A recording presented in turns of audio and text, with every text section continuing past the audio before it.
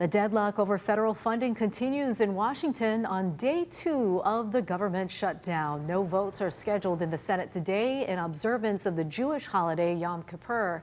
But lawmakers will vote again tomorrow on a short-term spending bill to fund the government through mid-November. Here at home, a new UHERO report is sounding the alarm for Hawaii's nonprofit sector, which stands to lose more than $100 million in federal funding. Our Annalisa Burgos explains.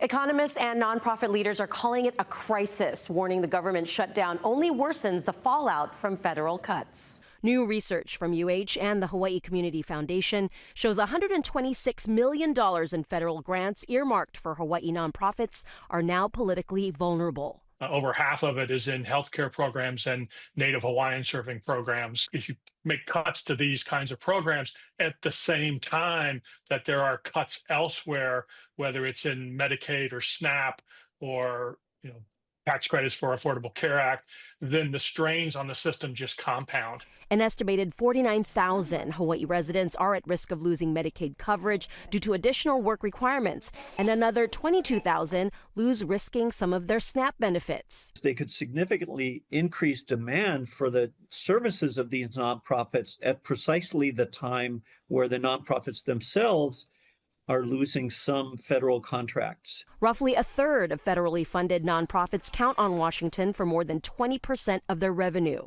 Those focused on human services, environment, and education are especially at risk, with many forced to lay off employees, delay benefits, or even shut down life-saving services. It's really a crisis right now for domestic violence, people fleeing.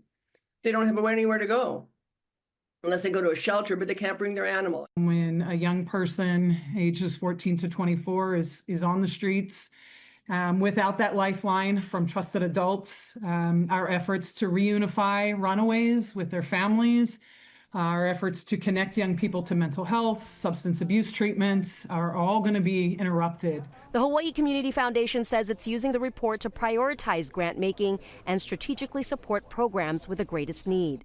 It revived its COVID-era Hawaii Resilience Fund and hopes to raise $1.8 million by the end of October. Philanthropic dollars are not going to replace all of these federal dollars, but we wanted to be as targeted as we could be in providing support. And more help is on the way. The state set aside $50 million in emergency funding this year to keep nonprofits afloat. Lawmakers are working on the application process. This research really helps to point out where the potential gaps are and where we can hopefully plug some of the gaps by coming together.